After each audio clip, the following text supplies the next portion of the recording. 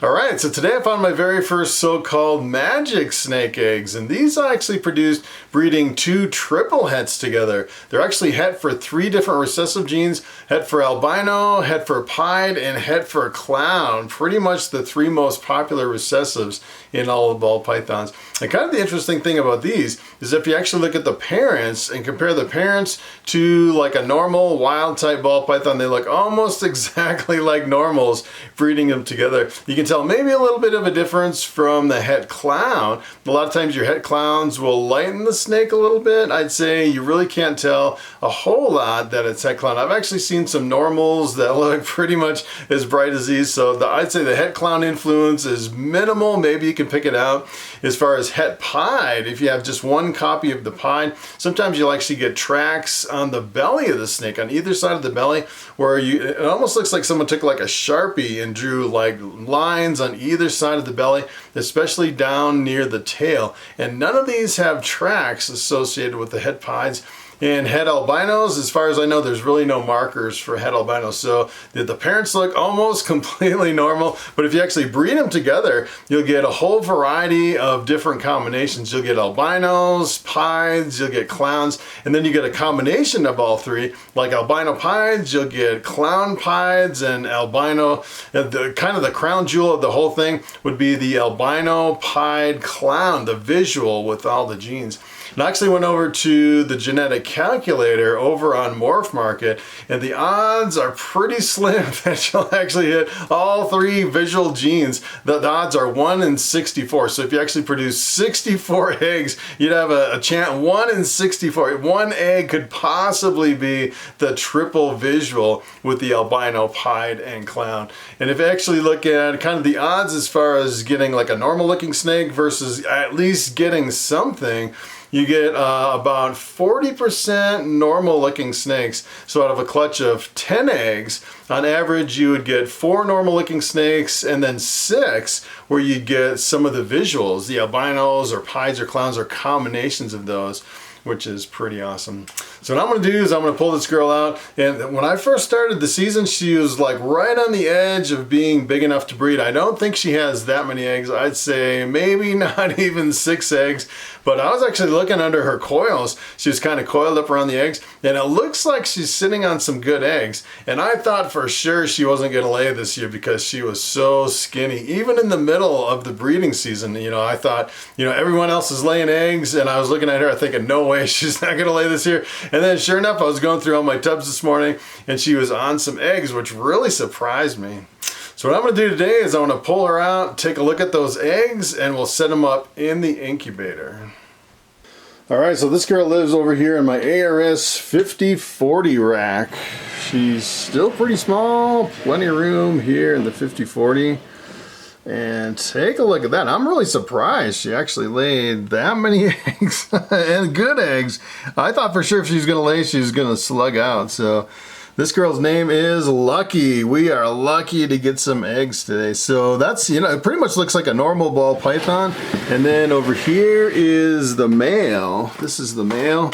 Kind of the tricky part about the male and the female is that when I paired the male and the female, I would get mixed up and I wouldn't know which one was which. I ended up probing them like multiple times until I figured out, yeah, the male actually has this little kind of a interesting head stamp, like a little, like a, almost like a cat paw up on top of the head. The male's a little bit brighter than the others. Of course, this one's going into a deep shed. And then I have one more over here, another female. This girl's name is Savage.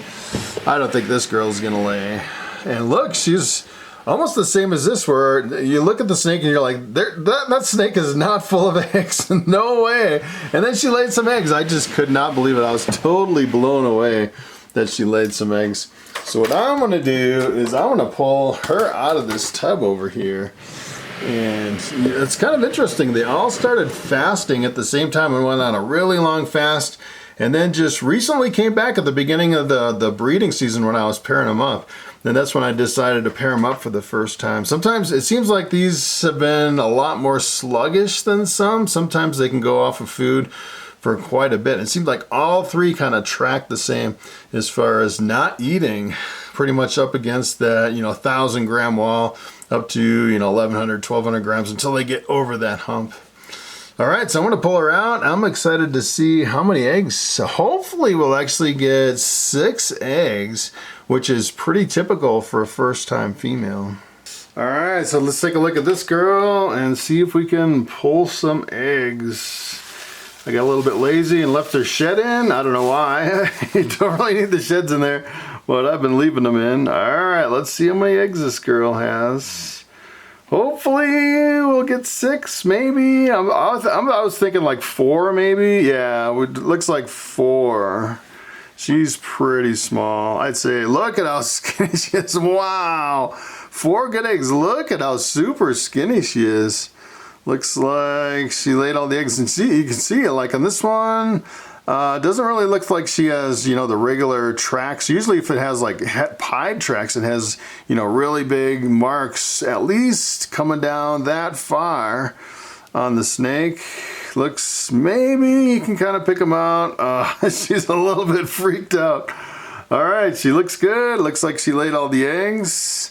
You can tell maybe she's a little bit brighter than a normal from the het clown influence. No, I don't know. If someone had me this snake and said, hey, guess what hets are in there?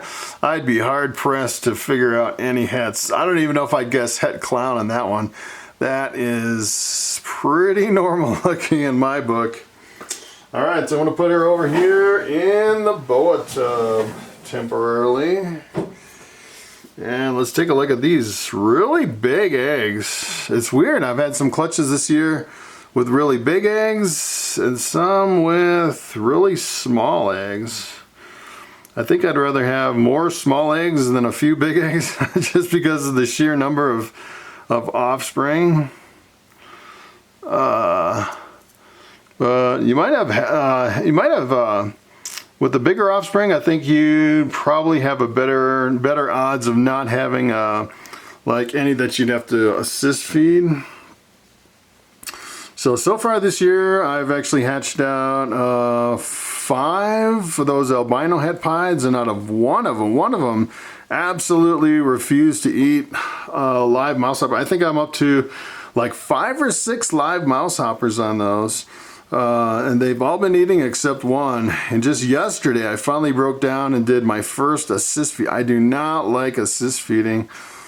Actually, I've assist fed probably maybe 15 snakes over the last 5 years, and I actually had one of them die from assist feeding. I don't know what was going on. I think it like cut off its breathing or something, which is really unfortunate. So ever since then, I'm like, I do not want to assist feed unless I absolutely have to.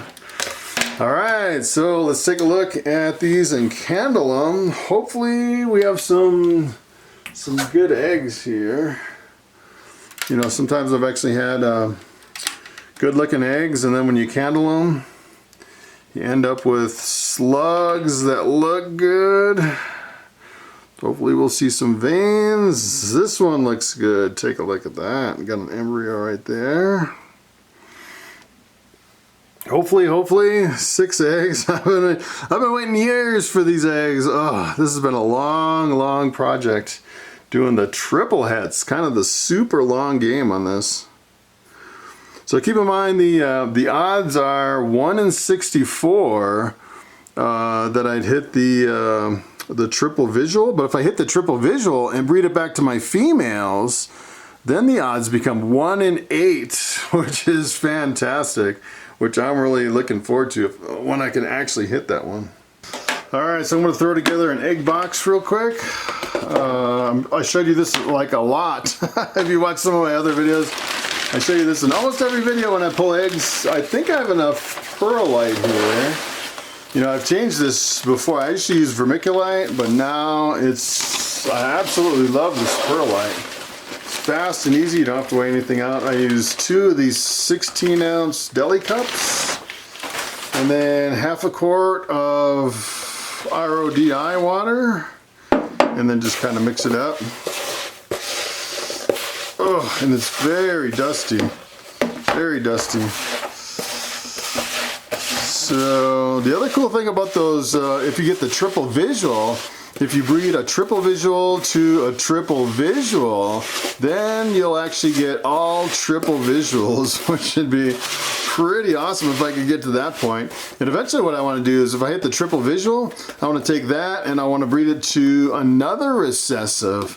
I was thinking of maybe breeding it to my Desert Ghost, and that way I could do, you know, Desert Ghost is pretty much almost just as popular as the albino pieds and clowns. So it'd be like the 4 most popular recessives all on top of each other, which is pretty amazing. That would be kind of cool. And then of course you could go one step further and do 5 if you could do that. You know, if I could do like if I could find like a Desert Ghost with another recessive that's really popular and breed it to a triple visual and get 5 recessives in one snake, that would be absolutely insane. You know, I could pretty much fill my whole rack with just all of those, you know, 5, you know, the 5 hets in one snake, and you get a whole variety of different snakes. It'd be like the rainbow clutch, which would be pretty awesome. All right, so from here, what I'm gonna do is I'm gonna put these eggs in this box. All right, so one more thing I wanted to show you before we put the eggs in the box. Take a look at this. This is what I was calling my magic snakes. I had a whole bunch of these last year, and I sold all of them, and then one guy backed out on a pair, and I decided to hang on to it. So this is actually the triple het with the lesser in there too, which is the real magic snake. This is the magic snake version 2. So the cool thing about this, I have 2 of these, a male and a female, and if you breed 2 of these together, in addition to the albino pieds and clowns and all the combinations, you'll actually get lessers, and then you'll get the super lesser on top of everything else. So you'll actually get 3 different kinds of white snakes in addition to the albino pieds and clowns. You'll actually get the super lesser, which is the all-white snake with blue eyes, and then you'll get the lesser pied. The lesser pied is a black-eyed leucistic, completely white. And then you'll get an albino super lesser or an albino lesser pied, which would be an all-white snake with red eyes. So you'll get even more combinations from this. I'm really looking forward to breeding these 2 together, which would be fantastic eventually once I go down this triple het rabbit hole with all these. And then eventually the quads. Probably just the quads at first. You know, once you get up to the 5 hets, the odds are pretty slim to actually hit all 5 hets. I don't know if you could do like a 6 hets in one snake, but that'd be pretty wild. All right, so there you have it, my very first triple het eggs. Wow, I still can't believe I got these. That was like, so lucky, I can't believe it. All right, so from here, I'm gonna cover it with press and seal. This box is almost empty. I wasn't sure if we'd have enough for this one.